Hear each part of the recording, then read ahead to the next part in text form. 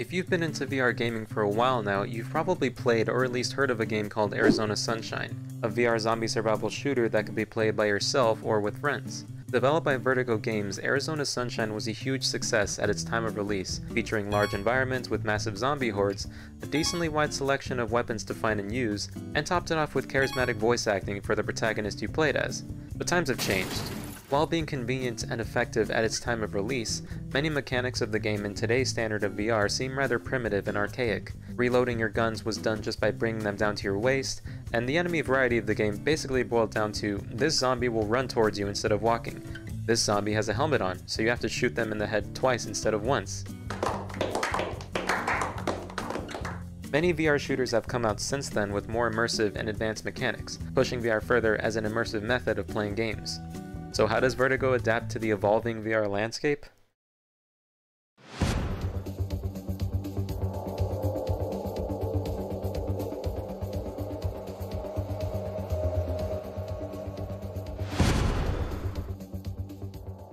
After the Fall is Vertigo's latest entry into VR, and basically does everything that Arizona Sunshine did, but improves on everything that now holds that game back in today's standard. After the Fall's gameplay is reminiscent of games like Left 4 Dead. You and up to 3 other players go through wide extensive levels, while hordes of zombies constantly pour in to overwhelm you, with each level having a couple safe rooms to give you a short breather every now and then. Even with the game being crossplay with the standalone Quest 2, the game can throw absurd amounts of enemies at you at any given time. We got this, we got this. Okay, maybe we don't got this. Maybe.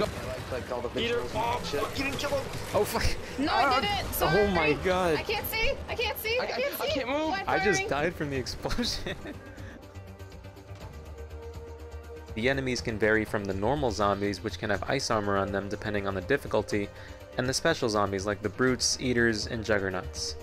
There's also another enemy called the Skimmer, but I didn't feel like including him since he only appears on one level and he just runs away from you as soon as he knows you're there, so is it really worth mentioning? The special zombies of the game serve well as high priority targets when they spawn in to accompany a horde of zombies. The brutes can beat you to a pulp if they get too close, and the eaters explode on death, which can temporarily blind you if you're too close to the explosion.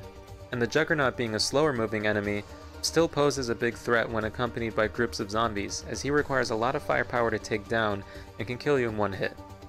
With how much the game can throw at you, it can be absolutely brutal on the higher difficulties, but it's also where arguably the best part about the game comes into place. There are currently 6 of the game's main levels, which are called Harvest Runs, and each playthrough of a Harvest Run will generally last 20 to 30 minutes, depending on the difficulty. On paper, this may not seem like a lot of content to keep people playing for long, but the game is designed in a way that compels you to replay the levels and get better at them on the higher difficulties. You start the game only with a standard pistol, but the game has many weapons for you to unlock as you first go through each Harvest Run, and after obtaining them, you still have a wide number of attachments and weapon skins to earn just from playing through the levels, some of the skins being unlocked through performing specific challenges as you play. The game offers 2 different methods of reloading. You can go with the you can go with the quick method of putting your gun to your waist to reload, just like Arizona Sunshine. Or you can use the advanced reloading, which is akin to how most VR shooters nowadays have you reload. Using the advanced reloading will give you more harvest, which is the game's currency to make up for these slower reload times. And as you play more and make your weapons more powerful, you also passively get more experience on smaller things that will help you and your squad. Things like knowing when to use your explosives at the best times, being able to quickly shoot weak spots on armored zombies to stun them before they get too close, and reacting better to surprise spawn points as you go through the levels, all make it feel as if you learn something new almost every time you replay a Harvest Run. It gives a sense of reward to repeatedly play and get better at the game. Along with the weapon skins, the game also offers player skins, which can be earned either by completing Harvest Runs a certain amount of times, or by doing long-term objectives that will definitely take you a while to complete. And aside from the Harvest Runs, the game also offers a Horde mode where you fend off endless waves in a condensed area for as long as you can. Oh yeah, and a PvP mode as well, but don't expect to be able to play it regularly. It's very hard to find matches for it. Story isn't really anything to write home about, more serves as a backdrop for getting you to the locations you explore, but this is not a major loss for the game by any means. The game knows what it wants to do and does it masterfully. The game's replayability from the items to unlock, along with the rewarding feeling of overcoming the game's difficulty, are all why I recommend any VR player to try out after the fall.